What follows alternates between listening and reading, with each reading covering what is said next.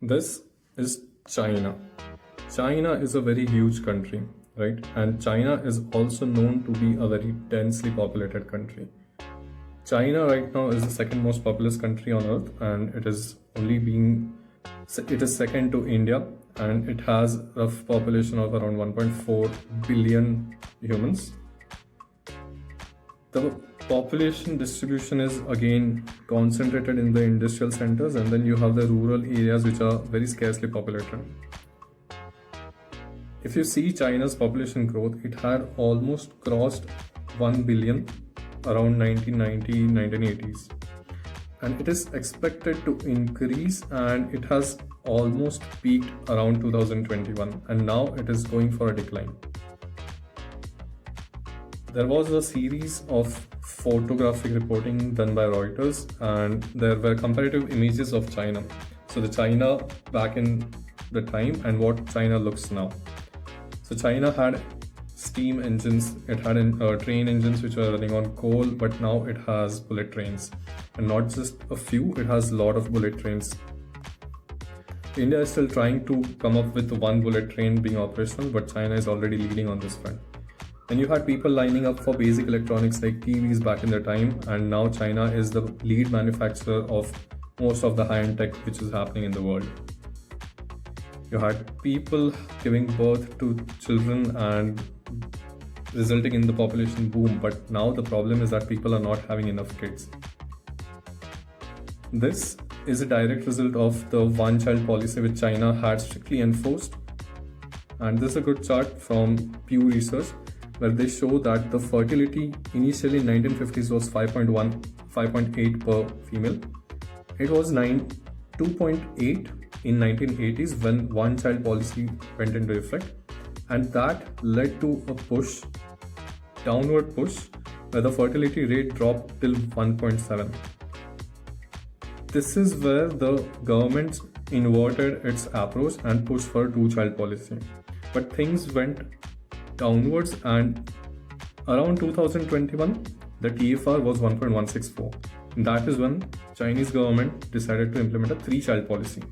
So first they were asking you to not have enough kids, and now they are pushing you to have more kids, from one child to two child and from two child to three child.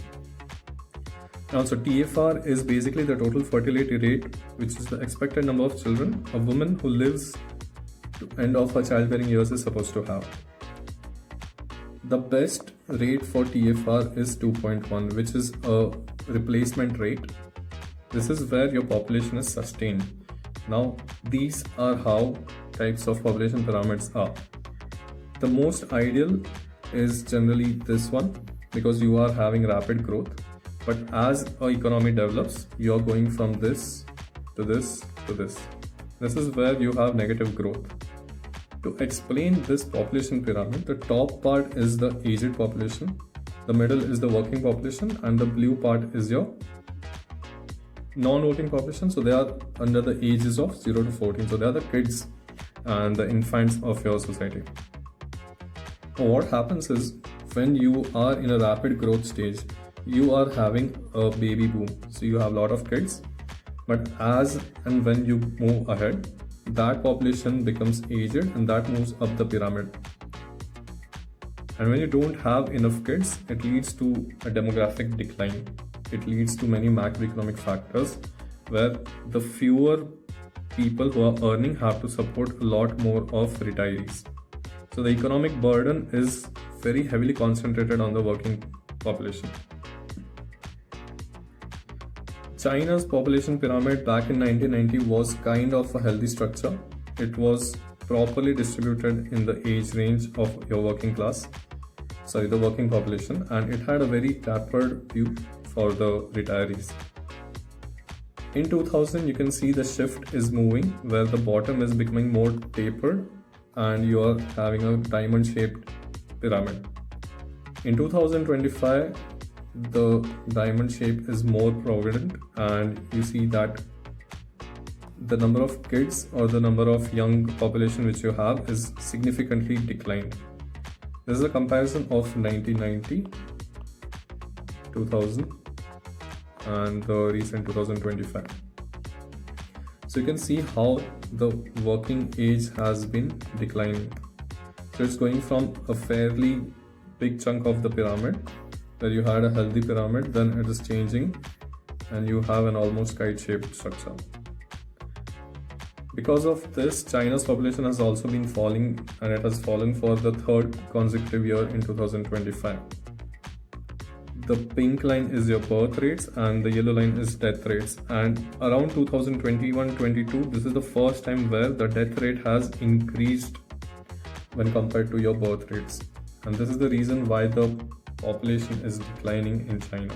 That is not just a problem with China, but globally for most of the economies you see that the fertility rates are slumping. Be it India, be it South Korea, be it US, for all of them we had a high fertility rate period, and now as the economy is developed, the fertility is decreasing. For any government, if you are facing an inverted population pyramid, this is a mode of panic, and you have to take steps which ensure that you are not running out of young people to partake in your economic activities. So what China did is it provided direct financial subsidies, nationwide cash payouts, aggressive local bonuses, as well as monthly allowances for people who are having children.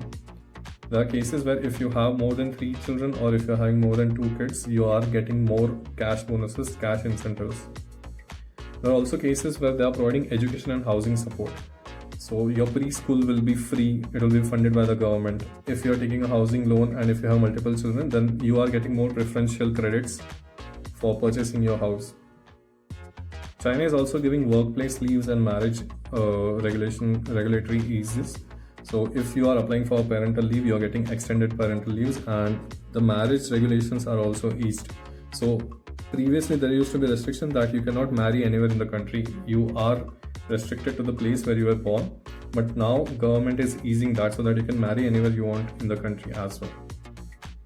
Other ways in which the government is expecting to help people have more kids is taxation and healthcare policies. So they also applied a condom tax, which is a 13% value added tax on contraceptives. So this was initially exempt, and this was an exemption for 30 years since they implemented the one child policy, because they wanted to let people have more access to contraceptives. There are also childcare subsidies which are exempt from personal income tax, and the government also provides medical coverage to fully cover all your out-of-pocket costs which are related to childbirth. Now the problem comes up with the condom tax, which is a 13% VAT, and this problem is a big problem for the company called Reckitt. Now Reckitt has multiple products, but the one which we are going to focus is Durex. Durex in FY25 had a 40% growth in China, but in Q1 of FY26 it has had a negative 5% growth. Now this is a very huge difference when you see how a government's policy impacts a company's performance. So Financial Review reported that Durex sales are hit by China's condom crackdown. And the key point is that the decline is principally due to the introduction of tougher advertising rules. So on China, there is a big thing that people are doing live streams where people are trying to sell the products. And this happens generally on Douyin, which is the Chinese version of TikTok. And China has given strict guidelines that you cannot sell anything related to contraceptives on these platforms. Now the long-running VAT plus these advertising rules, they both are hitting the sales of contraceptives in China. It is also said that the algorithms have started to deprioritize content of sexual nature. As a result, Durex related content has been deprioritized on these social platforms. There is kind of China's condom crisis that nobody is also talking about, and the main problem is that Reckitt was trying their premiumization strategy in China. It was also seeing that the volume growth is eventually slowing down because of demographics, and the company that's why focused on driving the average selling price up. But premiumization requires intensive lifestyle driven marketing, and this is where it is failing because company cannot market its products. The young people of China are also calling out this strategy on their social media platforms because the 13% tax is not enough of an incentive for them to have a child. The financial burden of raising a child in an urban center like Shanghai or Shenzhen specifically. If you go back, there's also a case where China was seeing that people are getting burdened unnecessarily because of private tutoring industry in China. So what Chinese government did is it essentially wiped out the multi-billion-dollar private tutoring industry overnight just with a government regulation. And this becomes a problem when your companies are very much vulnerable to government crackdowns. The other problem of China is that the mindset which the young people have is they refer to children as four-legged money-devouring beasts. This is because you are working 12-hour shifts in your tech or financial sectors, and after that you're earning just to feed a child, to raise a child, and that is a very big burden on them. So they are literally comparing child to a beast which is burning money. To sum this up, you have economic stress which is burdening the middle class and the working age population. And there's also a mindset shift where they are seeing kids as an economic liability. This is also because of changing roles of women, because as and when the rates of education, the literacy rates are increasing, you have more people prioritizing their career. And when we have more women in the workforce, your economic boost is also significant, but then you also have to manage the families. So because of these three things, I feel that China is going through a more demographic stressful time, and that is how China is facing a condom crisis right now.